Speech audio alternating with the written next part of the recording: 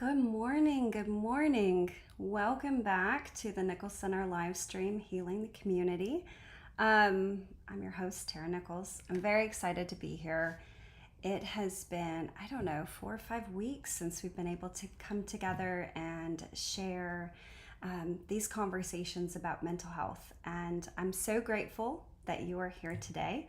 I have had a wonderful vacation with my family, and I've come back and just getting back into our routines here at the center. We've been doing some incredible work over the summer, working on some new curriculum and new activities for families that we can be able to share with all of you.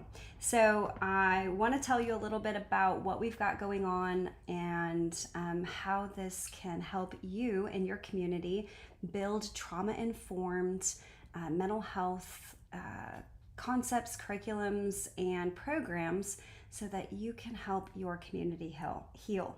So before we jump into that, I hope that you have had a moment to take a deep breath, get somewhere comfortable, pull up a chair, make yourself a cup of coffee or hot tea or even just a glass of water. I know it's super hot outside right now, and that you're ready to dive in. So the last few live streams, we've had some incredible conversations about building community, about identifying needs in your communities, doing community assessments, and starting to imagine how you build programming. And these conversations, we've gotten a lot of great feedback about how they're helping you consider the people you're working with, the ministries that you're serving in, or even in your own personal lives and your friendships and your families.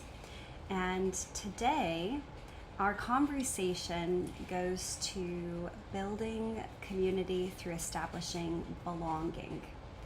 And I wanted to touch base a little bit about what belonging means and how you can build it within the relationships that you have. And maybe that's the relationship that you have with your family members, with your, like I said, ministries or groups that you're working with, within your belonging within your company or your job, or even belonging within yourself. And these concepts really refer or start with Maslow's hierarchy of needs. Now, in psychology, there's a concept, a theory called Maslow's hierarchy of needs. And we talk about this in our teacher workbook curriculum that we designed for the Grow Again program that we launched in Uganda. And if you have gone through that program, then this might be familiar to you. This would be in your workbook. But I'm going to actually show you guys Maslow's hierarchy of needs. And so I believe if I did this correctly, you should see it on the screen. I'm not sure if I'm doing this correctly. I'm new to this. But Maslow's hierarchy of needs begins with survival. All humans have 5 basic needs universally, and the first need that they have is the need to survive, right? And what does that mean? That means that you can have water, clean water, air, food, and not be under threat of your life being taken away. If you feel that you are under threat of your life being taken away, domestic violence, abuse, in constant state of fear, you're not going to really be able to grow or establish the rest of the needs that you have for your life and really flourish as a person. So really you have to, at first, just be able to survive.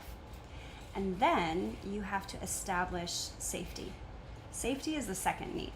You have to feel safe. You have to feel safe both physically and emotionally. You have to have safe relationships. You have to have people that you can talk to, people that you can come to, and that they don't feel like that relationship is insecure, that you have to have those relationships where you feel that there is security and trust. And you have to have a safe home, right? That you're not, again, living in fear that something's going to happen within your home. And without safety and survival, you really can't progress as a person. After that is belonging. And belonging means that you feel loved, connected, you feel like you fit in and you don't have to change. The way you are is accepted. Belonging is a critical piece to development because as you belong, you have identity and connection and support. Then you really can begin to understand who you are and what kind of happiness you can pursue for your life. Beyond belonging is purpose, that you have a purpose, that your life has meaning, and that you can move in a direction that your life can actually grow. And then the final need is self-actualization. And that really what that means is that you as a person, you understand who you are and the life that you want to lead, and that you have a strong identity for what that looks like. So these are the 5 basic needs all humans have, regardless of where you live or what you've been through or what your race or your culture or your creed is. You need these 5 things: survival, safety, love and belonging, purpose, and self-actualization. So what does that mean for programming? What does that mean for trauma-informed ministry, mental health, community resources? What does that mean for you? Regardless of where you are, your program needs to consider how are you addressing these 5 basic needs for your community. Now, I really like to hone in on the concept of belonging, because love and belonging actually allows us to feel safe enough to begin addressing trauma and mental health. So the first need, survival. If you live in a community where survival is still difficult for the individuals that you serve to achieve, right? They're constantly in the threat of their life being taken away. It's going to be really hard to talk about mental health trauma because they're living in active trauma. If the people you're serving are in survival mode, they're never really going to be able to address the mental health aspects or expand their knowledge on healthy relationships, because they're still reacting on those primal basic instincts of survival. And a lot of times when you're designing your program, you need to really address survival first. If someone doesn't have good food or good water, they're not going to be able to sit calmly and talk to you about what's going on in their childhood or the experiences they've been in. So you really have to focus on basic needs first. Food. Do they have good food? Do they have a bed to sleep in, a roof over their head? Do they have, really access to, basic human existence needs? Do they have clean water? Are they able to bathe? These hygiene, actions are really important to mental health. They say that if you go without a shower for 3 days, that actually impacts your psychological well-being. If you don't have access to clean water or food, you're not really going to be able to sit down and comfortably talk about how do you grow your knowledge or grow your well-being or grow your health beyond that. But hopefully each one of you in your program, you've looked at these concepts and you've already started building partnerships with food pantries or churches or other resources where some of these basic needs are met. And so once you have the individuals you're serving, they have they have food in their belly, they have clean clothes and a dry place to sleep, then you really have to start working on how do they feel love and acceptance? How do they belong? How can they feel safe enough and comfortable enough to open up and share with you in the ways that they feel vulnerable? Belonging is one of those concepts that if you don't feel like you fit in and you're constantly having to adapt or change or present yourself differently in order to feel accepted, you're never going to actually begin to be honest about how you're hurting and what you've been through. So, as you begin looking at your program and looking at the relationships that you have, I want you to ask yourself, how do you feel, you yourself, how do you feel that you belong, and to whom or where do you belong? This is a personal question. Belonging is something that you establish through giving yourself the chance to feel accepted and loved. How do you feel loved? Who allows you to feel loved? How do you feel seen? How do you recognize your unique gifts, your unique even offerings that you give to the world? Some people feel belonging because the family that they were born into showed them a lot of love, were warm and accepting, and gave them hugs and cared for them. But many people didn't have that experience in their natural family. Some people feel belonging because of friendships they've been able to build. But some people don't have those friends in their life. They weren't able to live in a community where people were accepting to them. Some individuals, they establish belonging because they've learned to love themselves. They've learned to appreciate the way that they themselves live, the way that they enjoy certain things, the music they like, the movies, or, I like to say, start with how you take your coffee. Everybody has a different or unique way of enjoying coffee or enjoying tea or enjoying food. What kind of food do you like? What kind of things allow you to be the unique individual that God created you to be, that interacts with the world and others around you? How do you see yourself interacting with the world around you? These questions are very important to start understanding your personal identity and how you allow yourself to experience belonging in the world. So when I was in college, I would say, struggled with belonging. I had hello, kitty cat. This is our office cat, Chi-Chi. If you haven't met her before, she's very precocious. She loves to have lots of attention. So when I was in college, I really struggled with feeling like I fit in, finding friends.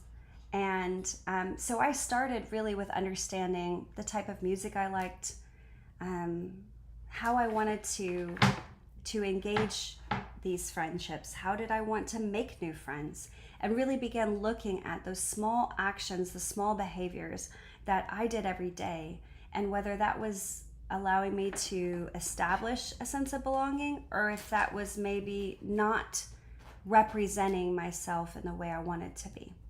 And maybe I wasn't dressing in a style or, doing activities that attracted the right people around me in my life. And this process of self-examination, self-awareness, and looking at each step of my life and saying, okay, I really want to fit in, but I don't want to change who I am. I really want to establish friendships, but I want my friendships to be authentic to me. I really want to be true and vulnerable, but not so vulnerable that I get taken advantage of or that I end up in a situation where I'm worse off. Because, to be very honest, that was happening. I found myself trying really hard to make friends, trying really hard to build community, trying really hard to put myself out there and establish connections in my life, but I was actually hurting myself in the process because I ended up showing up in a way that wasn't true to who I really was and what I really wanted for my life. So this idea of taking a very hard look at yourself, finding out who you really want to be and what groups or what ideas or what values drive your sense of belonging, drive your cultural understanding of yourself and the groups that you want to connect with.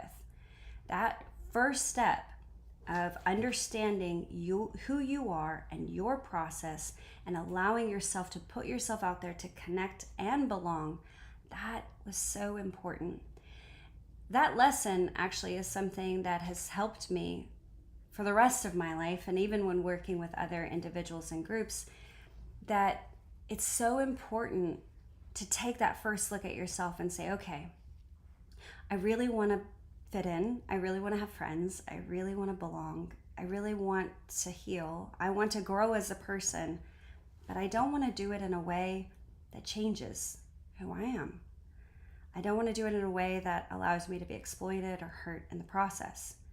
So taking that look at yourself and saying, what is so important to me that as I seek to connect with others, I want to put that first. I want to put the things that are important to me first.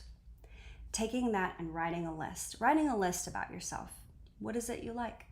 What is it that's important to you? How do you want to show up? What are your values? What are the things that you believe? So some of my things that I believe is, I believe that people should operate in kindness and love and compassion. Compassion is a driving value in my life. I believe that people should be truthful and that they should operate by certain truths in the world, certain laws of how the world should be. I believe that there's an idealistic or hopeful existence in the world, that we should all be trying to be better, that we should all be trying to be kinder, we should all try to serve one another. These concepts were really important to me. And so when I was trying to create belonging in my life, the last thing I wanted to do was end up in a situation where the people that I was seeking to connect with were working against those values. So I actually began looking for groups where compassion was one of their mottos, or the way that they cared for others, that service and serving the world and living with an ideal that the world could be better was actually a driving narrative of those conversations or friend groups. I also began aligning with different ministry focused or humanitarian focused initiatives. So even in my adulthood, even now, years later, as I seek friendships and I seek groups to connect with, Rotary or the Cultural Arts Center, or different places in the community, the different church groups or ministry groups that I work with, I still look for groups that are led by compassion, truth, service, hope. These are core values to me. And I will not compromise my sense of belonging based on just a need to fit in with other people if those people are working against those core values for me. Those values are so important. And this is why in these conversations that we have around mental health and trauma-informed care and programming and supporting each other, we talk about our core values. We talk about what's really important to you. Yes, survival and safety and having your basic needs met is very, very critical for all human life, right? The social determinants of health that we talked about in prior episodes, where, as you build community, you really need to have resources where your needs are met, absolutely. But the need for belonging, the need for your values to be recognized, the need for you to feel seen, heard, and understood is equally important. It's just as important as food and safety and survival, but you have to be recognized. People have to accept you, and you have to accept yourself, that you belong to you, that God created you and gifted you to you, and you belong in this world. And so as you begin looking at yourself and what's important to you, what serves your heart, what fills you with happiness, how can you recognize other people that would also accept those values and that happiness within you? How can you share that? How can you connect that one with another? So, what does that mean for building programming in an international platform, or even within your community? Your community might be local to here in Douglasville. It might be here in the States or in Georgia or in Florida. It might be in Uganda, right? Many of the people that watch this video, they're watching from Uganda because they're learning about the importance of mental health and mental well-being and how they can begin building mental health practices in their programs. So when you consider the program you're building, how are you establishing practices of belonging where the people who come into your program, they feel that they belong to your program, to the journey that you are taking them on towards healing, to the pathway that you're establishing within their life? How are you allowing them to build healthy patterns of belonging within their own life? Some of the people that you'll be working with, they had good, trusting families, but many of them do not. Many of them have felt abandoned, injured, hurt, rejected by the ones that naturally they would potentially belong to, like their tribe or the parents that bore them, or even the grandparents, whose homestead that they grew up in. Many of them had to flee their home. You might be working with refugees who their place of origin has been compromised, and now they're in your program, but they can't go back to their home because their home has been destroyed or their home has rejected them. So I want you guys to think about, how are you establishing patterns of belonging within your program to where the individuals who have felt rejected or abandoned can begin understanding that they can belong to a bright future. They can belong to a community that's focused on healing, that they can begin changing that narrative in their life. They can change that pattern in their life. They can build belonging right in their own hearts. They can build belonging with you. Now, in the Christian faith, we create and establish patterns of belonging with God, with Jesus, with our church members, with small groups and Bible studies and book studies. And that's a great way to begin building friendships and those connections. But you still need to build belonging within your program. You need to establish conversations about how can they begin identifying as a part of the program you're establishing. How can they see themselves as one of you on your team, right? On your path towards healing. That pattern of belonging really builds that sense of cohesion, that connection, that they don't feel alone anymore. And they'll begin establishing attunement in their life towards that belonging. They will look to be recognized by the group you're building, by the people that you're calling around them to help them walk this journey towards healing. So think about the people that you're inviting into your program, that you're building on this team towards healing, and begin helping them recognize the values that you've established for your program and the values that are within them.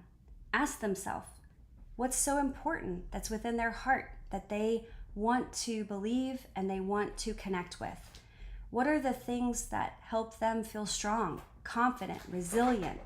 What are the things that they're still seeking in their life that call out to them? Those are values conversations.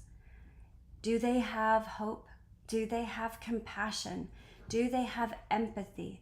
Do they have a sense of stability? Do they have a need that they want to have seen, whether that's perseverance or a sense of challenge, or a sense of growth, self-growth, education? What is so important to them that's driving them to continue to move in this path towards healing? Those conversations will help you recognize the values within the people you're trying to serve, the things that they're still longing for. And if you can begin creating those conversations and connections, that will help them feel like they belong on this journey towards healing. This is a great conversation, and I feel like it's so much to pack into one live stream. So we're going to schedule another time to follow up more about this. I'm going to send you guys some more information on our group on our website. So please make sure you're going to the Nichols Center website and you're joining our international leadership conversation and that group on our website, so we can begin sharing with you the information so that you can connect and really begin applying this within your program. I really am excited to be back with you, to share with you more about trauma-informed care and these conversations about mental health. So I hope this was helpful for you. Be on the lookout. Like I said, some of our new programs that we have coming out, we have created these wonderful conversation starters in this card deck that we have. And this will be coming to market within the next few months. These are great questions that teach tools about core values, about mental well-being, about building connection within your programs and within your families and your communities. These are great conversation starters, and eventually it's going to be a board game. Super excited about that. We also have new curriculum that will be coming out in this fall, so stay tuned and stay connected. Please go to our website, nicholscenter.org, and join the conversation, join the groups that we have available. Become a site member, subscribe to our newsletter, check out our blog posts. Now, if you are watching this from Uganda and you have a program shout out, you want to talk about how you're adapting these lessons into your program, please let me know. Send me photos, send me pictures, send me little video clips of what this means to you, and ask questions. If you have questions that you want help with and how to build this within your program, I would love to hear those questions so that we can continue to create and curate these conversations for you. Well, I am so excited to be back with you. I'm very grateful for your time. I'm going to jump off. I've got a couple of more meetings lined up today, but I didn't want to miss the chance to share this conversation with you. So thank you again, and I look forward to seeing you soon.